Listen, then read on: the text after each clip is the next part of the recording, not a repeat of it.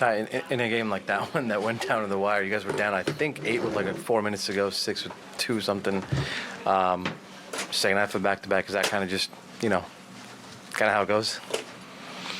Yeah, I thought our guys, like you said, they fought and competed. I thought in the third quarter we kind of let go of the rope defensively. They was able to get, I think they got 7 layups, to start the third quarter.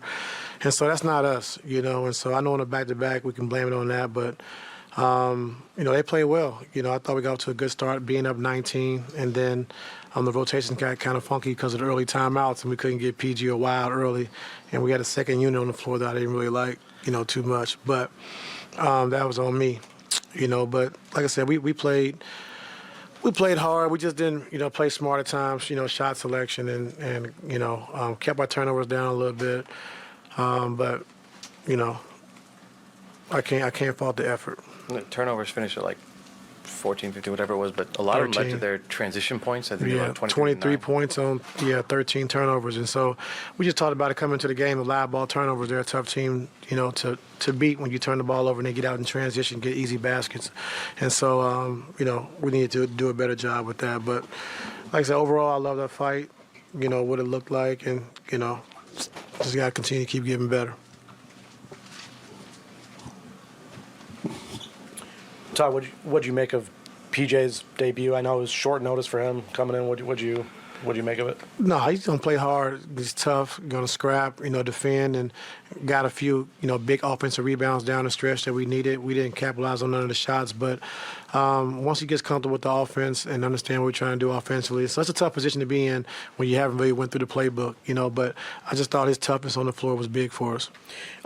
Last 440, you guys were down 8, and you went small with PG and Kawhi as the 4 and the 5. Is that something you like to do going forward when you get James integrated, still being able to play small at times?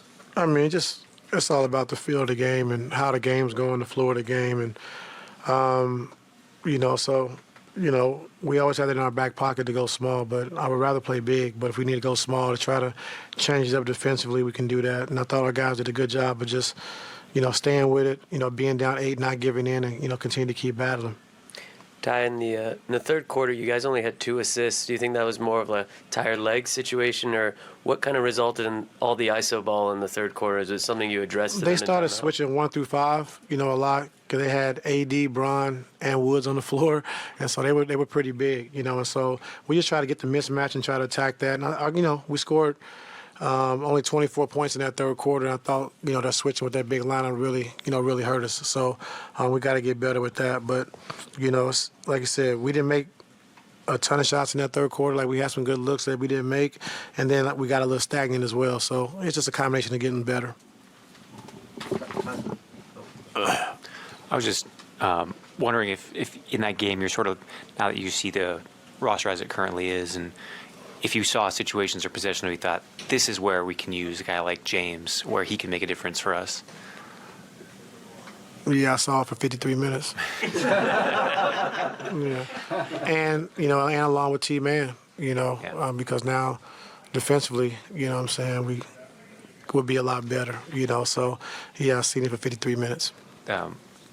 Lawrence was talking pregame about how James' ability to sort of transform and meet the needs of the teams he's on.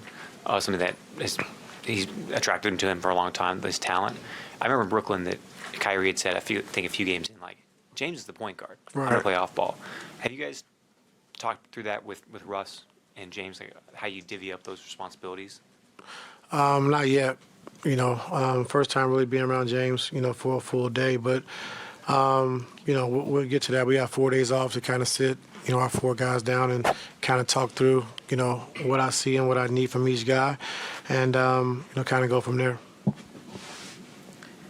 Ty, you just talked about like the 53 minutes. You were wondering about that. Have you thought in your mind, I'm sure you have because you're a guy that's always thinking basketball, how much have you thought about just these situations of how you're going to use them and all these guys and, what you can do, the possibilities with James? Thought about it a lot, put him in position to be successful and do what he does, alongside, PG and Kawhi, So, like I said, it's gonna be a process. We understand that, but it's a great process to be a part of, and we're definitely gonna figure it out of how we're gonna use each guy and make sure each guy on the floor is comfortable. Make sure guys get in the rhythm, and like in the second half, had to get PG more shots, get him going because Kawhi got off to such a great start. You kind of lose sight of everything else as far as playing the game. So that's going to be the challenge. It's just making sure everyone stays involved in the offense because, like I said, you have 3 dynamic scorers that can score the basketball. So that's going to be the biggest challenge. How excited are you as a coach, even like these next 4 days of just like incorporating this new weapon into what you love to do? I'm very excited. I'm excited because, like you said, you get a guy like James who can create offense, can generate open shots, can get your bigs dunks on rolls and things like that. Similar to what Russ does, but at a slower pace. Russ is more attack, get downhill, speed and pace, and James is more slow, playing his game, and so it's a difference. It's a big difference between those 2 games, and then so now when you kind of staggering those guys, it's going to be a different pace to the game. So he's definitely going to make the game easier for PG and Kawhi. I think with Kawhi playing 41 minutes on the back-to-back was huge for us to see that and him to feel good, but also allows Kawhi to play off the ball. And now you got James who can kind of control the tempo and control the game. Hey, Ty. Obviously, in addition to the guys being, a really exciting on-court fit, their personalities meshing is extremely important for this all to work. Obviously, James and Russ have played together before.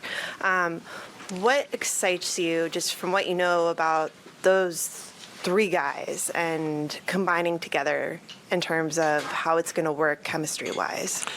I think they're to a point in their career where they just want to win, and winning the championship is the most important thing.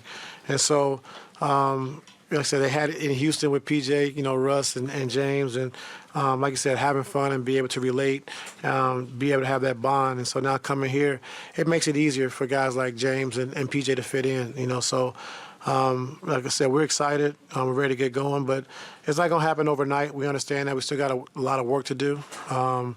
As far as where we want to get to, but I love the work the guys are putting in to try to, to get us where we're trying to get to.